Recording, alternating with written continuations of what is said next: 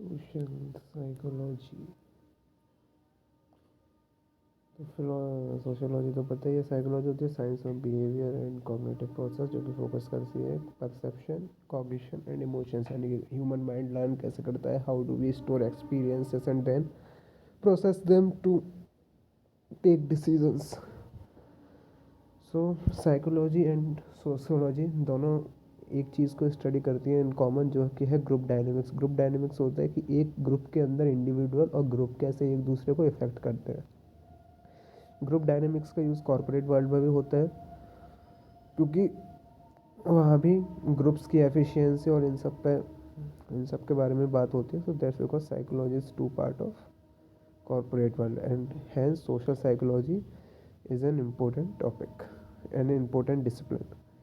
तो social psychology का जो डेवलपमेंट है, देखो इसको सबसे पहले स्टेटस ऑफ इसको इंडिपेंडेंट साइंटिफिक मैटर, एक इंडिपेंडेंट साइंटिफिक मैटर कब माना गया, वो 1908 में दो बुक्स पब्लिश हुई थी। एक है introduction to sociology social psychology, ये बुक है विलियम मैकडर्गल की, और social psychology by Edward A Ross, जो कि एक यहाँ पे गलत लिखा है, he was a sociologist not a psychologist. Edward A Ross was a psychologist, एक साइकोलॉजिस्ट थे।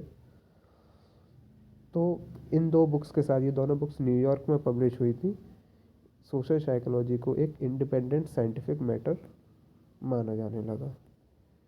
और इसी के साथ इसके डेवलपमेंट में एक और महत्वपूर्ण चीज़ हुई 1987 में, जब पहली सिस्टमेटिक मैनुअल होते हैं कि आप किसी टॉपिक को पढ़ोगे तो how will you do things in that topic, आप किस तरीके से उस टॉपिक में चीज़ें करोगे, उसको हम लोग कहते हैं सिस्टमेटिक मैनुअल, कि आपको ये प्रोसीजर फॉलो करना है। उसके पब्लिकेशन के साथ, जो कि जेम्स मार्क ने पब्लिश की थी, और इस मैनुअल का नाम था social and ethical interpretation in mental development. तो इसका जो ओरिजिन है वो दूसरी आपकी जो ओरिजिन है, जैसे कि एंथ्रोपोलॉजी का हुआ, खुद सोशियोलॉजी का ओरिजिन है, उससे काफ़ी सीधा है, क्योंकि ये इंटरडिसिप्लिनरी साइंस है। तो डेफिनेशन अब हम देखेंगे। तो सबसे पहले एक डेफिनेशन आती है G.W. ऑलपोर्ट की।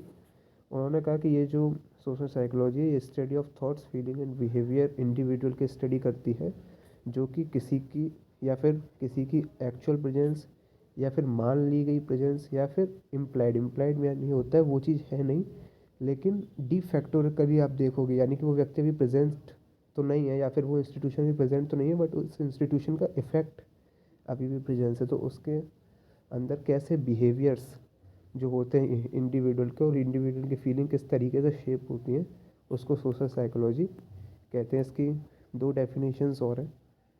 एक और डेफिनेशन है कि ये एक ऐसा डिसिप्लिन है जो कि एक्सप्लोर करता है कि सोशल इंटरेक्शंस कैसे होती है। इन डेप्थ में हम लोग इसमें डिस्कस करते हैं कि how social interactions actually happen, यानी कि एक व्यक्ति जब दूसरे व्यक्ति से इंटरेक्ट कर रहा है तो वो किस तरीके से कर रहा है, उसमें उसकी बिहेवियर एंड प्रोसेसेस क्या हैं। देखो, इंटरेक्शन सोशल अगर प्योरली सोशल होगा तो उसको अलग तरीके से देखेंगे हम लोग। जब साइकोलॉजिकल आएगा तो बस हम उसमें माइंड, जो उसका बिहेवियर है, और जो प्रोसेसेस, इंटरनल प्रोसेसेस जो उसके माइंड में चल रही होंगी, ब्रेन में चल रही होंगी, उस चीज़ पर फोकस करेंगे सोशल साइकोलॉजी के अंदर। और तीसरा है कि understand nature and cause of individual behaviour in social institution, की एक इंडिविजुअल सोशल इंस्टीट्यूशन के अंदर एक निश्चित प्रकार का बिहेव क्यों करते हैं, एक निश्चित सोशल इंस्टीट्यूशन के अंदर, ये भी इसका सब्जेक्ट मैटर है। इन शॉर्ट अगर हमें कंक्लूड करना हो तो ये है systematic study of people's thought, behaviour and feeling in social context. तो सोशल कॉन्टेक्स्ट को समझते हो, यानी कि एक सोशल ग्रुप में एक इंडिविजुअल के थॉट्स कैसे होते हैं, बिहेवियर कैसा होता है, फीलिंग की स्टडी ही सोशल साइकोलॉजी है। क्योंकि सोशल, इसमें हम लोग behaviour, thoughts and feeling study कर रहे हैं तो साइकोलॉजी है, और ये सब सोशल कॉन्टेक्स्ट के अंदर एक स्टडी कर रहे हैं, यानी ग्रुप के बेसिस पे स्टडी कर रहे हैं, तो सोशोलॉजी है। अब इसी से राइज होता है इंटरडिसिप्लिनरी अप्रोच का, कि सोशोलॉजी जो है वो एक सोशल साइकोलॉजी एक इंटरडिसिप्लिनरी अप्रोच है। और ये चीज़ जो है वो Cook, Fine, House and this person Delamater, इन्होंने अपने अपने टाइम पे ये कही थी। ईयर्स आप लोगों को बेसिस पे यहाँ पे दिख जाएंगे। तो इन्होंने क्या कहा था, इन्होंने कहा था कि देखो जो सोशल साइकोलॉजी है वो एनालिसिस, यानी कि एक तो जो पहले से रिटन टेक्स्ट है उनको एनालाइज करना, उनकी या फिर ह्यूमंस को एक बेसिस पे एनालाइज करना है, सिंथेसिस, और नए डेटा को बनाना। किसका? Major works of sociology and psychology, दोनों के मेजर वर्क्स का इसमें कंट्रीब्यूशन है, क्योंकि आइडियाज़ कहीं ना कहीं सेम होते हैं। इससे पहले एक और टॉपिक है बुक के अंदर, द पॉसिबल लिंक, तो वहाँ पे भी आप देखोगे ना, तो वहाँ पे भी लिखा है कि जो ग्रुप स्टडी का है, ग्रुप डायनेमिक्स की स्टडी है, उसमें सेम आइडियाज़ एंड कॉन्सेप्ट दोनों सोशियोलॉजिस्ट एंड साइकोलॉजिस्ट अप्लाई करते हैं, बस उनका फील्ड अलग अलग होता है। चूँकि ये इसमें सोशियोलॉजिकल और साइकोलॉजिकल दोनों टाइप के वर्क किए जाते हैं, तो ये जो है ये एक इंटरडिसिप्लिनरी साइंस है, एक इंटरडिसिप्लिनरी आपका सब्जेक्ट है, मैटर है। देन अब इसमें बहुत सारी अप्रोचेस और है, तो उसमें से 3 अप्रोचेस हमें बुक में बताई गई हैं। एक है सोशियोलॉजिकल सोशल साइकोलॉजी, इसके बस जो इसका नामकरण जिसने किया है, और साइकोलॉजिकल सोशल साइकोलॉजी, उनके नाम देकर छोड़ दिया गया है बुक में। बट सोशियोलॉजिकल सोशल साइकोलॉजी तब होती है जब हम relationship between individual and society पे फोकस करते हैं, यानी कि सोसाइटी इंडिविजुअल को बिहेवियर को कैसे आप कह सकते हो कि वो करती है कंट्रोल। फॉर एग्ज़ाम्पल,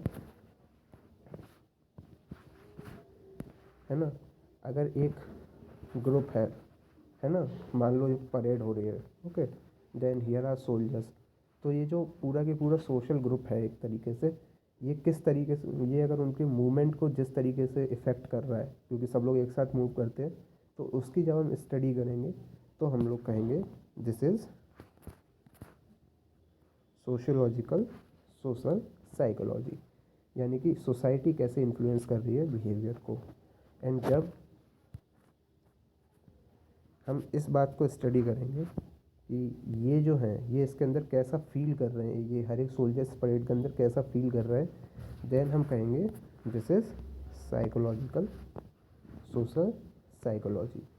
तो सोशियोलॉजिकल सोशल साइकोलॉजी रिलेशनशिप पर फोकस करती है, इंडिविजुअल सोसाइटी का। इसका मेन सब्जेक्ट है कि सोशल ग्रुप्स कैसे बिहेवियर को कंट्रोल करते हैं, और साइकोलॉजिकल सोशल साइकोलॉजी का जो मेन वो है फोकस, वो है इंडिविजुअल पे, और ये कहती है कि इंडिविजुअल कैसे फील और बिहेव करते हैं ग्रुप में, क्योंकि हमेशा एक give and take relationship exist करता है ना।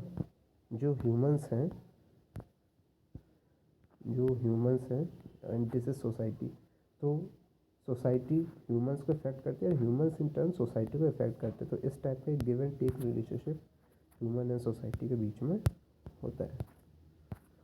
और ऐसे ही एक तीसरा भी एक एस्पेक्ट है, अप्रोच है, वैसे बहुत सारी अप्रोच है, जिसको हम लोग कहते हैं कॉग्निटिव सोशल साइकोलॉजी या फिर सोशल कॉग्निशन। तो ये क्या करता है, इसमें हम लोग इन्वेस्टिगेट करते हैं कि दूसरे लोग और सोसाइटी के बारे में जो इन्फॉर्मेशन है, क्योंकि साइकोलॉजी का मेन विषय क्या है, इन्फॉर्मेशन कैसे प्रोसेस होती है, माइंड क्या है, इन्फॉर्मेशन कैसे अप्लाई होती है, इन्फॉर्मेशन कैसे स्टोर होती है, बिहेवियर, कोई व्यक्ति किसी प्रकार का बिहेवियर ही क्यों करता है हर बार, ये साइकोलॉजी का विषय होता है।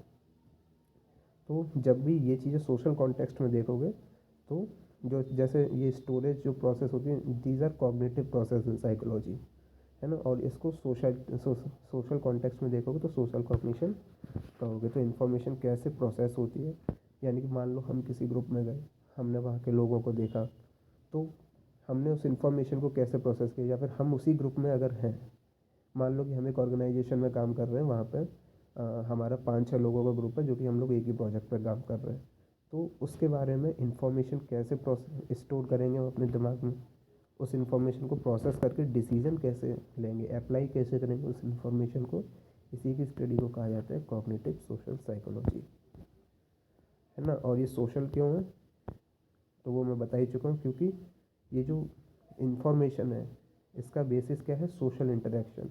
ये कहाँ से आ रही है, जब हम उस ग्रुप के लोगों के साथ इंटरेक्ट करेंगे तभी तो एक इन्फॉर्मेशन हमारे दिमाग में फीड होगी कि ये व्यक्ति इस ग्रुप में ऐसा है, इसकी ये स्ट्रेंथ है, ये वीकनेस है, अगर ये इस टाइम पर फेल होगा तो मुझे ये करना है। तो ये सारी चीज़ें कॉर्पोरेट वर्ल्ड में होते हैं, और आप देखोगे तो वहाँ पे एक हायरार्की भी ग्रुप्स के अंदर दिखती है। तो वो इसी का एग्जांपल है। तो ये सारी चीज़ें जो एक व्यक्ति के अंदर ये इन्फॉर्मेशन बन रही है तो वो सोशल इंटरेक्शन से बन रही है। और जो जिस चीज़ को जो वो बिहेवियर लेगा, जो वो अपना वो बिहेवियर करेगा इस इंफॉर्मेशन के बेसिस पे, वो भी इंटरपर्सनल यानी कि वो दूसरों से कैसा बिहेव करते हैं उसी बात को इफ़ेक्ट करेगा। तो जब वो दोनों चीज़ें एक दूसरे को इफ़ेक्ट करेंगी, यानी कि जो ओरिजिन है वो भी इंटरेक्शन की वजह से हो रहा है, और देन वो इंटरेक्शन को ही इफ़ेक्ट करेगा। तो इसलिए ये एक कॉग्निटिव सोशल साइकोलॉजी होती है। तो इसमें एक साइकोलॉजिस्ट है थॉइट। तो थॉइट कहते हैं इन्फॉर्मेशन स्टोर कैसे होती है। तो स्टोरेज के ऊपर वो कहते हैं कि प्रोटोटाइप और स्कीमा। अब देखो, प्रोटोटाइप्स एंड स्कीमास ये साइकोलॉजी के वर्ड है। स्कीमा हम लोग कहते हैं योजना को। योजना यानी कि एक फ्लो चार्ट, जैसे कि एक ऑर्गेनाइजेशन के अंदर एग्जिस्ट कर सकता है कि ये व्यक्ति है, इसका ये काम है, देन आफ्टर मेरा ये काम है। तो वो एक टाइप के आपके मन में एक चार्ट बन जाता है कि जब ये पर्सन इस इनपुट को कंप्लीट कर लेगा। आप एक कन्वेयर बेल्ट का एग्जांपल लेकर देखो, है ना। मान लो एक कन्वेयर बेल्ट है, ठीक है। यहाँ पे ह्यूमन 1 है, यहाँ पे ह्यूमन 2 है। तो जब ये ह्यूमन 1 बोल्ट 1 को अंदर लगा देगा, कन्वेयर बेल्ट समझते हो ना, जो इंडस्ट्रियल रिवॉल्यूशन के टाइम पे फोर्ड कंपनी ने सबसे पहले लगाई थी आई थिंक, तभी ये जो ह्यूमन 2 है वो बोल्ट 2 को लगा पाएगा। तो एक टाइप का स्कीमा बन जाता है ह्यूमन 2 के अंदर कि जब ये काम कर देगा तो मैं ये काम करूँगा। ये ज़्यादातर साइकोलॉजिकल हो रही है, बट सोसाइटी के कॉन्टेक्स्ट में भी इसको देख सकते हो। लेकिन प्योरली ना तो सोसाइटी के कॉन्टेक्स्ट में देख सकते हो ना साइकोलॉजी के कॉन्टेक्स्ट में देख सकते हो। This is social psychological context. तो इस इंफॉर्मेशन जो स्टोर होती है हमारे माइंड में वो होती है प्रोटोटाइप एंड स्कीमा के फॉर्म में। देन उसकी प्रोसेसिंग कैसे होती है, अटेंडिंग टू क्यूज। मान लो आपके अंदर कोई इन्फॉर्मेशन प्रोसेस हुई कि आप पहले किसी ग्रुप में थे, या फिर आपने इस ग्रुप में पहले एक चीज़ एक्सपीरियंस करी कोई, अब आप वही ऐसी सिमिलर चीज़ एक्सपीरियंस कर रहे हो, तो फिर आप क्या ढूंढोगे, क्यूज़ ढूंढोगे, सिमिलैरिटीज़ ड्रॉ करोगे दोनों के बीच में। जैसा कि ह्यूमन माइंड का बिहेवियर होता है, generalisation is the behaviour of human mind, and generalisation जो होता है वो वेस्ट होता है, वो बेस्ड होता है आपका उस पर सिमिलैरिटीज़ ड्रॉ करने में। जनरलाइजेशन मैंने पिछली वीडियो में बताया था कि जैसे 4 पेड़ हैं, ठीक है। एक ऐसा है, एक आपका मोटे बार्क का है, वो ऐसा है बट उसकी जो लीव्स है वो ट्रायंगल टाइप के। तो आप एक जनरलाइजेशन ड्रॉ कर लोगे कि पेड़ में एक बार्क होता है और लीव्स होते हैं। तो इसी चीज़ को हम लोग कहते हैं जनरलाइजेशन। तो वो भी चीज़ कहीं ना कहीं सिमिलैरिटीज़ ड्रॉ करना ह्यूमन माइंड का काम होता है, और फिर उसी के बेसिस पे प्रीवियस इन्फॉर्मेशन को हम लोग रिट्रीव करेंगे, देन आफ्टर उस इंफॉर्मेशन का यूज़ करके जजमेंट लेंगे। तो इस तरीके से कॉग्निटिव सोशल साइकोलॉजी काम करती है। अब सोशल साइकोलॉजी का स्कोप क्या है। देखो, सोशल साइकोलॉजी के मेनली 4 स्कोप है। हम लोग 4 चीज़ों को स्टडी करते हैं, इसमें कुछ ज़्यादा है नहीं, क्योंकि ये काफ़ी डिफाइंड सब्जेक्ट है जहाँ भी इंटरडिसिप्लिनरी, क्योंकि साइकोलॉजी एंड सोसाइटी, ये सोशियोलॉजी, इनके दोनों के विषय अलग है। तो जहाँ पे ये लोग इंटरेक्ट करते हैं वो बहुत ही छोटा स्कोप है। तो एक इंडिविजुअल दूसरे इंडिविजुअल पर किस तरीके से इम्पैक्ट डालता है, ये पहला स्कोप है। यानी कि individual to individual, person to person relationship, क्योंकि पर्सन टू पर्सन रिलेशनशिप भी सोशियोलॉजी का भाग है, और उसमें हम लोग दूसरों के बिहेवियर से इफेक्टेड होते हैं, और हम दूसरे के बिहेवियर को भी इफेक्ट करते हैं अपनी बातों से। तो उसकी स्टडी भी सोशल साइकोलॉजी का पार्ट है। ग्रुप्स एक दूसरे को कैसे इफेक्ट करते हैं, है ना। जैसे कि एक फैमिली का ग्रुप होता है एंड देन एक पीयर ग्रुप होता है, तो वो भी एक दूसरे को इफेक्ट करते हैं। एक ह्यूमन दोनों ग्रुप का पार्ट होता है। फिर इंडिविजुअल्स जो होते हैं वो ग्रुप को कैसे इफेक्ट करते हैं, ग्रुप इंडिविजुअल को कैसे इफेक्ट करते हैं। अब इसके आगे कुछ और चीज़ें हैं बुक में, that we will discuss in next video. तब तक के लिए वीडियो के नोट्स डिस्क्रिप्शन में।